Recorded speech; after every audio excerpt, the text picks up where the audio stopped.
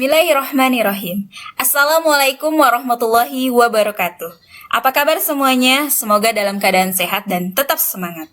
Bertemu lagi dengan Ustazah Rizka, Ustazah Eka, dan Ustazah Silvi. Masih dalam pembahasan teks cerpen. Kali ini kita akan membahas struktur dan ciri kebahasaan dari teks cerpen. Untuk itu, mari kita simak. Tujuan pembelajaran hari ini, kakak akan memahami struktur teks cerpen, mengidentifikasi struktur teks cerpen, dan menjelaskan ciri-ciri kebahasaan dari teks cerpen. Untuk yang pertama, yakni struktur teks cerpen.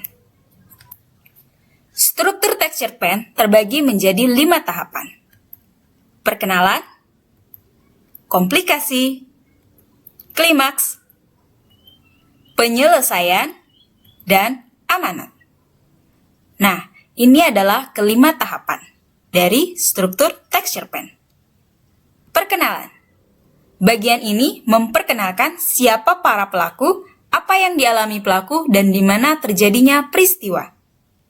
Jadi, pada bagian perkenalan, biasanya selain pelaku ada juga latar. Nah, latar ada apa saja?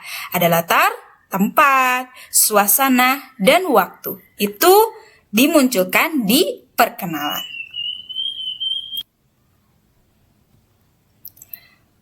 Komplikasi. Dalam bagian ini, konflik muncul dan para pelaku mulai beraksi terhadap konflik, kemudian konflik meningkat. Nah, pada bagian ini, awal munculnya suatu peristiwa yang akan terjadi di bagian konflik. Klimaks. Dalam bagian ini, konflik mencapai puncaknya. Mengapa seperti itu? Karena tadi setelah awal munculnya suatu peristiwa, disinilah bagian konflik atau peristiwa itu semakin memuncak, semakin muncul. Apa yang terjadi pada cerita tersebut? Penyelesaian. Dalam bagian ini, konflik terpecahkan dan menemukan penyelesaiannya. Jika tadi sudah muncul permasalahan dan semakin memuncak, maka akan kembali menurun di tahap penyelesaian. Terakhir, amanat. Suatu pesan moral pada suatu cerita yang ingin disampaikan oleh seorang pengarang bagi si pembacanya.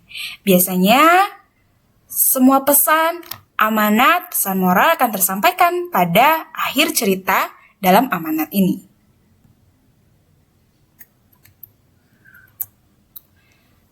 Oke, itu tadi struktur teks cerpen. Ya, ada 5 tahapan. Sekarang kita masuk ke kebahasaan teks cerpen. Nah, apa saja yang ada dalam kebahasaan teks cerpen? Yang pertama, kata sifat. Kata sifat di sini terbagi menjadi beberapa jenis ya, Kak. Ada mendeskripsikan sifat, karakter, atau keadaan. Contohnya sehat, cantik, gaduh. Menjelaskan warna, merah, kuning, hijau, dan lainnya. Menjelaskan ukuran ada tebal, besar, kecil.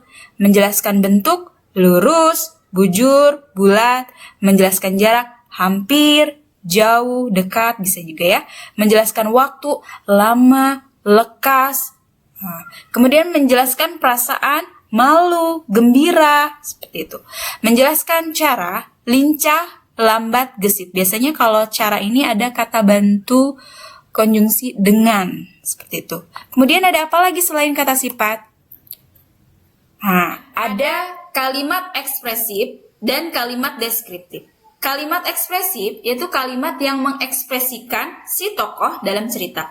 Wah, betapa terharunya aku saat menghafal Al-Quran dengan cepat. Berarti ini mengekspresikan apa? Bangga, senang. Kemudian, menyebalkan sekali. Seharusnya aku tidak mendapatkan nilai 0 jika semalam aku belajar. Berarti ini ekspresi apa? Marah, kesal ya, Kak. Karena dapat nilai 0. Kalimat deskriptif. Deskriptif itu kalimat yang menggambarkan sesuatu seolah-olah si pembaca berada dalam cerita tersebut. Wajahnya yang kecil terlihat lebih segar dan merona saat ia mengambil air wudhu. Oh, ketika mengambil air wudhu, wajahnya lebih terlihat merona, seperti itu.